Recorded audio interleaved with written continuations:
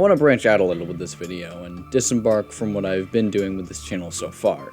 I mean, when I started this operation, I promised myself that I'd do whatever I wanted. No gimmicks, no rigid structure, nothing. Well, so far most of my videos have been reviews of movies, so for today's episode, I'm gonna break from that formula, and instead of talking about an individual film, I'm gonna talk about a piece of film marketing. Posters are an integral part of film marketing, though more so in the past than currently. Back in the day, trailers were not as easy to see. Usually your best shot was just to see them in theaters, and oftentimes you might only see them once. Posters, on the other hand, could be seen just about anywhere, and were studio and marketing types' main source of attracting audience members for several decades. Nowadays, it's different. With the advent of the internet, there are many other ways to market films to get butts in the seats. Trailers are of course still around, but there's also articles, word of mouth, being based on a pre-existing intellectual property that the audience already has an emotional attachment to. That's a pretty popular one. Posters seem to have gotten the shaft, and it doesn't seem like as much effort is being put into them these days. It's understandable. After all, why put all this extra effort into something that's not even the deciding factor as to whether or not people are going to go see the movie? Still, it's nice to admire the artistry of film posters and catalog how the art form has seemingly fallen out of favor in more recent years. I was thinking of a franchise to help properly illustrate this, and I decided upon Star Wars, mostly because I own some of the posters. Yep, real physical posters for the first 6 Star Wars movies. I haven't really found a good place to hang them up yet, so for now, they'll stay in their cardboard prison. But me having them does give a good excuse to talk about them, so let's go. We begin with the original trilogy, specifically Star Wars. The first one, from 1977. Just call it A New Hope, but I don't wanna! Anyway, Star Wars. It's kinda hard talking about posters for both the original Star Wars and Empire, since both have a seemingly endless amount of stylized posters associated with them, but throughout my searches, I have been able to pinpoint 2 main styles of poster for both. In the interest of convenience, I'm gonna focus on these posters since they're the ones I actually have, and are also the ones used on the VHS copies that I own. Not the Laserdisc ones, though. That would be silly. Yeah, home video releases are a whole other story, so for now, let's just focus on theatrical posters. This poster for the original Star Wars was created by illustrator Tom Jung, who's done quite a lot, but it seems this poster is what he's most well known for. It's kind of crazy seeing this considering just what a tall order it must have been at the time to try and create a poster for this movie, because back then, no one knew how far the franchise would actually go. All there was this one movie, and it seems like the artist did at least see the movie, as this art does manage to pretty much capture almost every important element that is to be found in this film. Of course, we've got Darth Vader's big ugly mug in the background, which is semi-transparent, something that'll be a consistent element throughout all 3 of the original trilogy posters. It's also kind of funny since Vader's not really the main bad guy in this movie. He's still the main villain across the whole trilogy, of course, but in this movie and Episode 6, come to think of it, he's taking orders from Tarkin and Palpatine, respectively, and yet the former is nowhere to be found in this poster, and when we get to Jedi, the latter isn't anywhere either. Speaking of strange absences, Obi-Wan isn't on this poster, and neither is Han or Chewie, but they certainly make up for that with their depictions of Luke and Leia. They might look slightly different than they did in the film. Actually, this is where the Style B poster has it over Style A, as it gives a much more accurate depiction of our main characters, and includes some faces not seen in the Style A poster. But fuck that, it's a poster. You want to see what's in the movie? Then watch the movie. This is a romanticized interpretation, so I'm all here for swole Luke and Leia. Oh, Leia.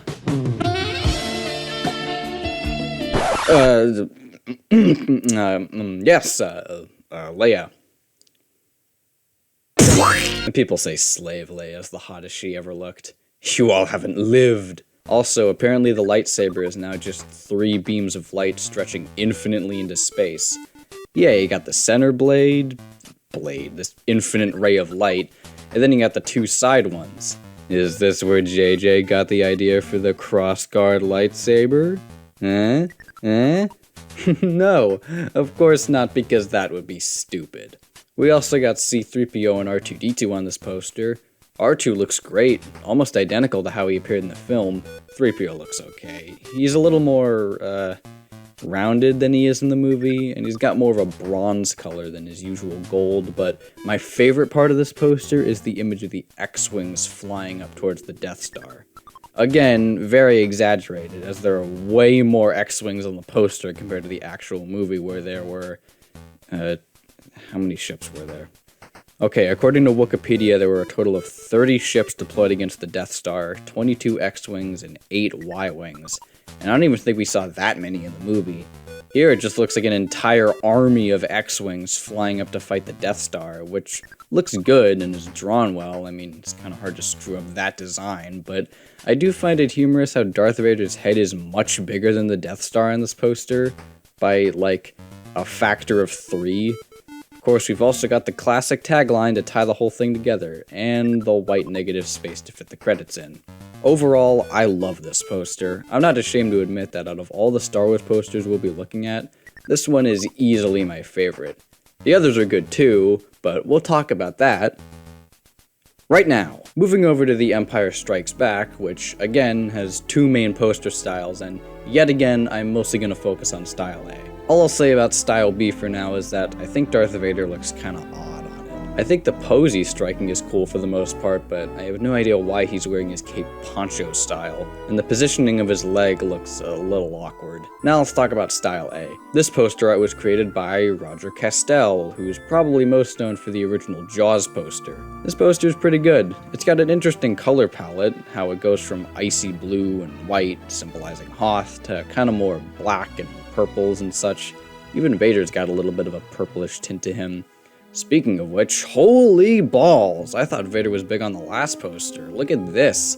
Like half the poster is just Vader. We've also got some X-Wings just kind of thrown off to the side. I don't really know why, since the X-Wings don't play that big a role in this movie. I think the air speeders would have made more sense. Where are the Imperial Walkers for that matter? They're not even on the other poster. Moving down to the middle of the poster, we can see all the main characters. One thing that's immediately apparent is that they've toned down the exaggeration a bit. The renderings of the characters are a lot more realistic looking, but not as striking as they were on the posters for the first movie. Han and Leia are front and center on this poster, and, well, it's nice to see Han make it onto the main poster this time around. Luke is kind of shoved to the side a bit, just chilling on his tauntaun. I know Han and Leia falling in love is a big part of the movie's story, but Luke is still the main character at the end of the day. Just like the first movie, we got some side appearances from the droids, but we also get Chewie on this poster, even if he kind of blends in with the background. Of course, we once again have the tagline at the top, and instead of just white space for the credits, they just include them on the bottom blue portion, along with the logo, Star the Empire Strikes Back Wars. I believe this logo must have served as the direct inspiration for the Star Wars The Clone Wars logo. Correct me if I'm wrong. Even though Empire Strikes Back is generally considered the best movie of the original trilogy, and indeed the entire franchise as a whole, I think the posters we got for it are actually the weakest out of all the ones for the original trilogy. They're not bad, of course, they're still well drawn and decently composed, but I just don't find them as eye-catching as the ones for the other films in the trilogy.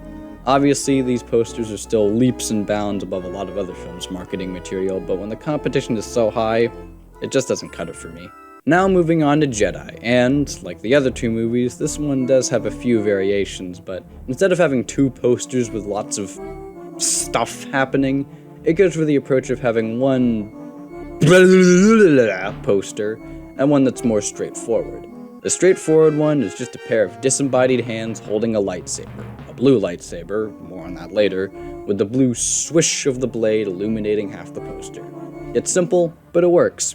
Moving over to the poster that's not so simple, but still works. This poster art was created by Kazuhiko Sano, who drew several other posters for Star Wars, as well as some dinosaur art. I'm sure he did more than that, but that's what I found worth pointing out. His poster for Jedi follows in a similar vein to the other ones. A whole bunch of stuff! Yet again, we have Vader standing menacingly in the background, though he's shrunk a little from the other posters, allowing us to see some of his upper body as well. And if we look closely in his chest region, we can see the throne room. Now that's a nice detail. Behind Vader, we have the second Death Star, with some X-Wings and TIE Fighters in the background. Good stuff, good stuff. And in kind of a descending vertical order, we have the 3 leads. You'll notice that Luke's lightsaber is blue in this poster, as was the lightsaber on the other poster, and there's a reason for that. The story goes that the first time we see Luke's green lightsaber in the final film is during the fight on Jabba's sail barge. Now that scene is set during the day with clear blue skies. Apparently when they were rotoscoping and adding the blue lightsaber blade, they found that it blended in a little too much and was too hard to see against the blue sky. So they got the idea to just change it to green. The more you know! Of course, by the time the filmmakers came to this revelation, the poster had presumably already been finalized, so it was too late to change it. So that's why we have the lightsaber being blue on the poster. That aside, we've also got Han aiming his blaster right at us, and his face certainly seems like he's intent on shooting us. And of course, we got Slave Leia. Before anyone gets ready to arrive in your trousers, reminder, not the hottest she's ever looked. And then to the side, we just have a bunch of other characters from the film. Wicket, Lando, Bib Fortuna, Jabba, Gamorrean Guard? Ah yes, that super important character that everyone remembers. Remember when he died? Yeah, me too. Actually, Lando seems just as confused as I am. He's looking across the aisle at the villains and has a look like, what the fuck is that? And aside from that, we get black negative space for the credits, letting us know who's responsible for this. I like this poster a lot. I think the art style is very nice to look at. Not as photorealistic as the Empire Strikes Back poster we looked at, but still captures the likenesses of the actors well. It's not too busy or too barren. It's got just enough going on to capture your attention, but not so much that it becomes overwhelming. And the elements are well placed and spread throughout. It's a great poster for the original trilogy to go out with. Coming to the prequel trilogy, things get a little more consistent. I don't think there's really any of that Style A, Style B shit this time around. The prequels all have one main poster design, and all were created by the same artist, Drew Struzan, a legendary poster artist who's honestly done so much I could probably just dedicate the rest of this video to showing off his work, but here's a few of his greatest hits. His work on the Star Wars prequel trilogy is also exceptional, but since it's all mostly in the same style and, again, drawn by the same artist, I'll mostly be covering them as one complete piece and won't be going into as much individual detail as I did with the original trilogy posters. The Phantom Menace poster, I gotta say, is probably the weakest out of the three for me. Exquisitely detailed and skillfully drawn, no doubt, but in terms of the composition, it's kinda head. I mean, there's really only so much to say, it's just head. Sure, that's not all there is, but what else is here is kind of face. Alright, let's go into a little more detail. I think Qui-Gon's big-ass head taking up so much of the poster is kinda goofy. Yes, I'm aware that he's an important character and one of the main Jedi leads, but look at his Padawan! He gets shunted off to the side behind Anakin. Oh, but we can't have that for Qui-Gon. He's gotta take up all of the room. And Queen Amidala gets to be the second biggest head on the poster. Well, third biggest. Yeah, Darth Maul's eyes in the background is a nice touch, but god damn, that has gotta be one of the biggest background faces on all of these posters. The other elements on this poster are placed reasonably well. It was nice of Drew not to try and hide Jar Jar from us. I guess he figured his mere inclusion on the advertising wouldn't turn too many audience members off, and what do you know, he was right. Obi-Wan, again, is kind of sidelined on this poster, and his lightsaber looks a little off. It kind of looks like it's being retracted, or it's just a really powerful flashlight, I don't know. Anakin being front and center makes sense, and I believe these two lights here are supposed to be Tatooine's twin suns, which is a nice touch. Of course, we got our trusty droid taking off to the side, and the Naboo Royal Starship? Whatever, I guess it's not a Star Wars poster without some ships. Credits, tagline, pretty good one I might add. Overall, it's a solid poster, but I think Drew's work on the prequels improved with time. By the time we get to episode 2, the composition and what's being focused on has vastly improved. The biggest element on the poster is what was, for better or for worse, the biggest element of the movie, Padme and Anakin. They're as front and center on this poster as they are in the movie itself. Again, for better or for worse. Obi-Wan's here, he's more front and center than he was on the last poster, and his lightsaber is even drawn better, but his hair doesn't quite look like it did in the film. He had more of a mullet going on in the actual movie than he does here. Hey, me from the future here. Turns out when I was first looking at this poster, I accidentally mistook the back of Obi-Wan's hair here for part of Anakin's robes, where it kind of blends together, and that made it look like Obi-Wan's hair was shorter than it was in the movie. But after looking at it more closely, I have determined that that is not the case, and that Drew did actually draw Obi-Wan with the correct hair. I just didn't look close enough.